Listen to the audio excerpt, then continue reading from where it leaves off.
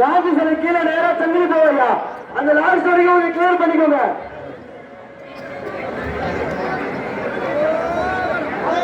ஐயா இங்க இருந்தா கொஞ்சம் கிளியர் பண்ணிக்கோங்க. நேரா உள்ள போற வரும்.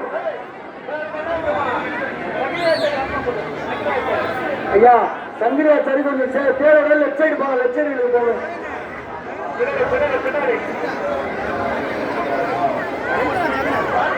போடமா போடமா